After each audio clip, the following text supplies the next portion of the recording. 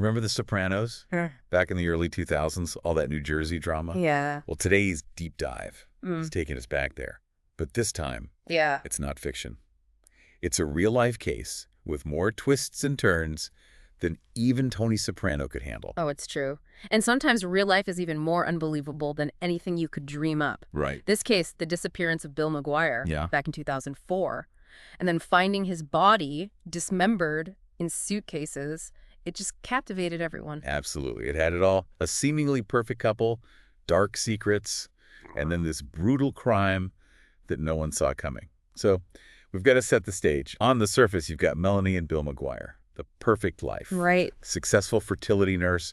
Good job at the New Jersey Institute of Technology. 2 little boys.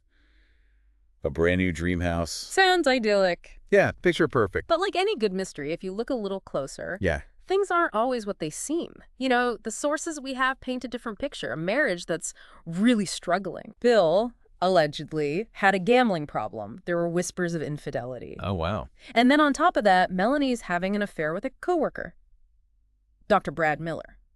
So much happening behind closed doors. I mean, an affair, a gambling addiction. Wow. Yeah. And then the fight they had right before Bill disappears. Yes. Apparently it was explosive. He threatened to leave. Right. And then later, Melanie actually files a restraining order against him. It makes you wonder, right?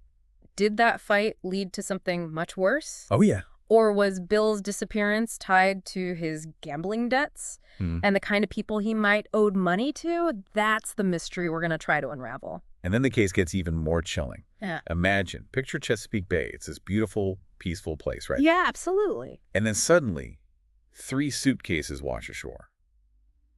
And inside, Bill Maguire's dismembered remains. It's horrifying. And the fact that they found him so far from home. Yeah? I mean, he lived in New Jersey. Hundreds of miles away. It just deepens the mystery. So we've got a missing husband, a wife having an affair, and then this gruesome discovery hundreds of miles away.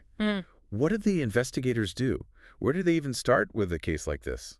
Well, it's not surprising that they started looking closely at Melanie. I mean, there was just so much going on. Of course. And as they dug deeper, they found more and more evidence. For example, just before Bill vanished, Melanie bought a gun. Then there was a prescription for a strong sedative, chloral hydrate. And it was written on Dr. Miller's prescription pad. Her lover. Exactly. And to make things even weirder, Bill's personal belongings, gone. Melanie had given them all away. Wait, she gave away all his stuff. That's not something a worried wife would do. That's what the investigators thought, too. Did she at least have an explanation for any of this? She did. For the gun, she said she bought it for Bill to protect himself because he was carrying a lot of cash to Atlantic City for his gambling and his belongings. She said she gave them away because she thought he'd left for good. Left her and their sons. Okay, I guess that kind of makes sense. But I can see why the investigators weren't totally convinced. Oh, yeah. But circumstantial evidence is tricky. They needed something more concrete to tie her to the crime. Right. Circumstantial evidence, that's not enough. They needed hard proof. And they found something that seemed like it might be that missing link. When they searched Bill's car, they found it abandoned in Atlantic City. Okay. And inside, traces of what they called human sawdust. Human sawdust. Tiny fragments of flesh and bone. And they matched Bill's DNA. Oh, my gosh. So that did connect Melanie to the crime, right? It certainly gave the prosecution a lot more to work with. They thought Melanie might have used an electric saw to dismember Bill's body, and that the sawdust got transferred from her shoes to the car floor. Wow. When she drove it to Atlantic City. It's like she was trying to make it look like he disappeared from there. It's so chilling. But hold on. If she dismembered his body at their home in Woodbridge, wouldn't there be evidence there? Blood? DNA? Something? That's where things get strange. Despite searching their townhouse top to bottom, investigators found absolutely nothing. Nothing. So no sign of a struggle, no cleanup. I mean, how is that possible? That's the million-dollar question. And it was a big point of contention during the trial. The prosecution's theory. Melanie, being a nurse, knew how to clean up perfectly. They said she had the knowledge and the skills to make it look like nothing ever happened. You know, it's amazing how a case like this can just grab people's attention, and you have people arguing both Oh, sides. for sure. Years later, they're still debating whether Melanie's guilty or innocent, and everyone's got their own theory. Absolutely. And that's what makes these deep dives so interesting. We're not just giving you the facts. We want you, the listener, to think about it, to look at the evidence Right. and see what you think. It's like a puzzle. Each piece of evidence gives us a little more insight into what might happen. But let's go back to some of those inconsistencies we talked about. The Direct Appeal podcast. They really question some of the evidence. That human sawdust, for instance. Oh, yeah, that was a big one. It sounded so incriminating during the trial, Definitely. but the podcasters, they pointed out that maybe it wasn't so clear-cut. Yeah, I remember hearing about that human sawdust and just getting chills. Right. But they made some good points. Like, how do we know for sure those tiny fragments were actually from an electric saw? Exactly. There could be other explanations. Maybe it happened during decomposition. It's true. Or even just removing the body, taking it out of the suitcases. It might not have been a saw at all. And on top of that, the prosecution never actually showed that Melanie even owned an electric saw. Right. It's like their whole case hinged on a saw that might not have even existed. It's true. Okay, so we have this human sawdust evidence, Yeah. and it's not as strong as it first seemed. What about the garbage bags? The garbage bags.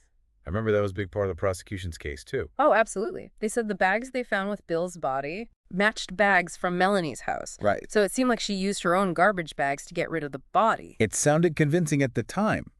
But direct appeal, they questioned that too, didn't they? They did. They said the expert who testified, he didn't do all the tests he should. He mainly just looked at the bags, compared the manufacturing marks. Oh, I see. But he didn't do a chemical analysis to make absolutely sure the bags were made of the same material. So it might not have been a perfect match after all. Exactly. It's like, at first glance, the evidence seems solid, but when you really dig in, it starts to fall apart. Wow. So we're seeing a pattern here. Evidence that looked really strong during the trial. Yes. But now, years later, it's not so clear. It really makes you think about how much weight we put on forensic evidence, especially in a case like this where someone's life is on the line. And what about that animal hair? Oh, yeah. That was found on some of the evidence. They found animal hair, but they just dismissed it. They said it wasn't important because it didn't match Melanie. Hold on. They just ignored it Yeah. because it didn't fit their theory. That's what the podcasters argue. But what if that hair belonged to someone else, someone involved in the crime, maybe someone Melanie was working with? Exactly. They say any unexplained evidence, especially in a case like this, it should be thoroughly investigated. Of course. They might have missed a crucial lead by ignoring that hair. It's like a missing piece of the puzzle. It's incredible. It all comes down to these tiny details. Mm-hmm. The human sawdust, the garbage bags, a few strands of hair. It shows how forensic science, it can be powerful, but it's not always perfect. That's right. And this case highlights just how important it is to think critically, to really investigate every detail. Even something that seems small could be the key to solving the mystery. Or it could even reveal a miscarriage of justice. We have to question everything. Absolutely. Right. You can't just accept things at face value. We have to look deeper. But let's talk about Melanie for a minute. She's always said she's innocent. Throughout the trial, and even now, from prison, what does direct appeal say about her side of the story? Well, they actually interviewed her in prison. They let her tell her story in her own words. Wow, that must have been intense. It was. They talked about her relationship with Bill, what happened before he disappeared, her experience during the trial, and what it's been like in prison. It's important to hear her perspective, even if you don't agree with her. Absolutely. What stood out to you from those interviews? Did anything she said change your mind about the case?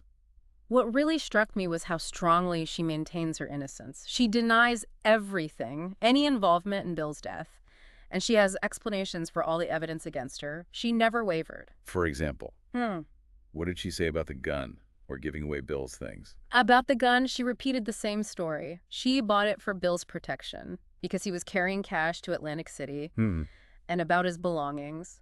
She said she thought he was gone for good. She really believed it. It's the same story she's always told. But that's what's so fascinating about this case. Those explanations, they could be true, but the jury didn't believe her.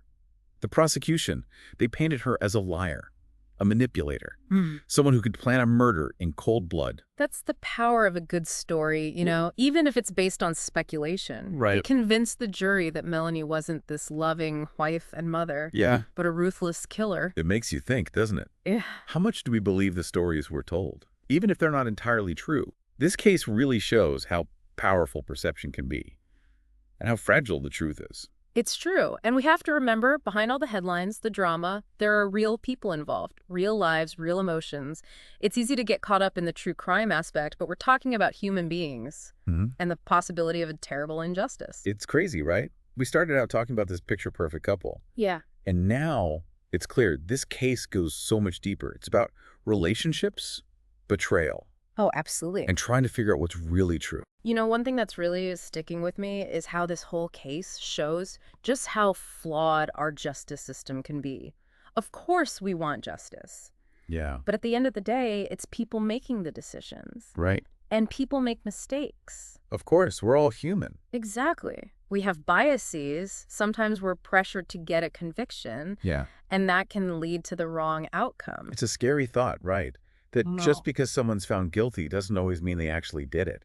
And that's what's so interesting about this direct appeal podcast. Mhm. It's almost like they're reopening the investigation, Mhm. at least in the public's mind.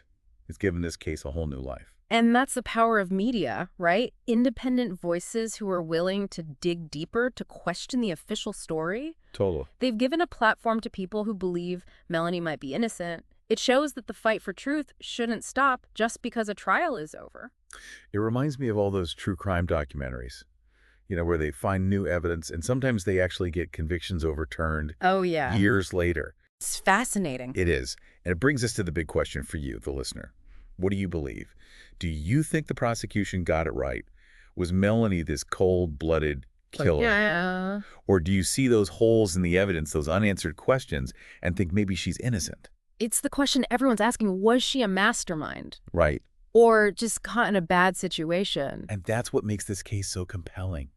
There are no easy answers. It forces you to think, to look at the evidence from different angles, Absolutely. and to question what you believe. It challenges us, right? It makes us think about what's true, what's not. Exactly. It's like we're trying to put together a puzzle, Yeah. but some of the pieces are missing. And some might not even belong. Right. And without that definitive proof, we're left wondering what happened to Bill. Was it a planned murder? Yeah. Or was there something else going on, something the investigation missed? These are the questions that keep you up at night. And maybe the most unsettling question of all. Can we ever really know the truth? Or will there always be this doubt? Yeah. The possibility that an innocent person is behind bars. It's a heavy thought. It really is. And these are the questions we need to be asking. They challenge our ideas about justice, about truth, about how easy it is to make mistakes. They remind us that the system isn't perfect. Well, this deep dive into Melanie Maguire's story has been quite a ride. I mean, who knew something that started out looking like a perfect suburban life I know. could turn into such a dark, twisted tale? It just goes to show you, right? There are secrets everywhere. Relationships fall apart. And violence can happen anywhere, anytime. This case will definitely stay with me. It's a reminder that truth can be really hard to find.